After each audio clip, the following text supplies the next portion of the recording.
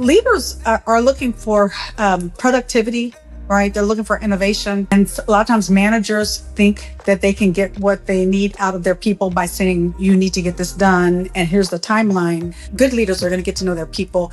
And the motivation comes from the internal. For the person, it's like, I'm part of this team.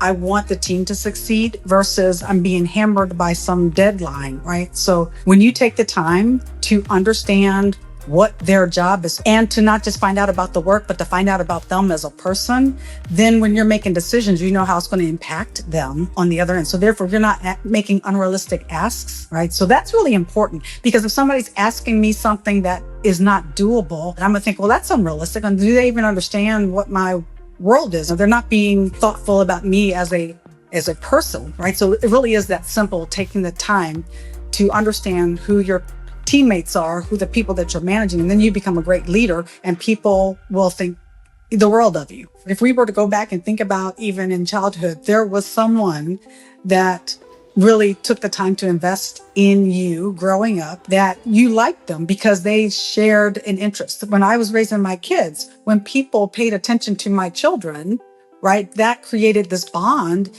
that didn't necessarily exist, but for the fact that they really showed an interest in my children, who I love dearly and showed an interest in, right? So now somebody cares about what I care about. So now what can I do to help you? If you're sick, can I bring you something, right? How can I help you because you've shown a personal interest in me? Then there are people that just, helped you all along the way. And I can think of someone professionally in the last 10 years who she sewed into me that when she was in the bind, to the extent that I said, Sue, I got you.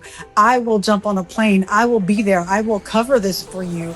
And I didn't know how I was going to get done. It's like I was intimidated about the environment I was getting ready to walk into. But I said, regardless, they don't need to know. It's my first time teaching this 4-day course. It would not reflect well on her. And actually, it was funny because I look back and I told her, now, I go, Sue, you didn't mess up your schedule.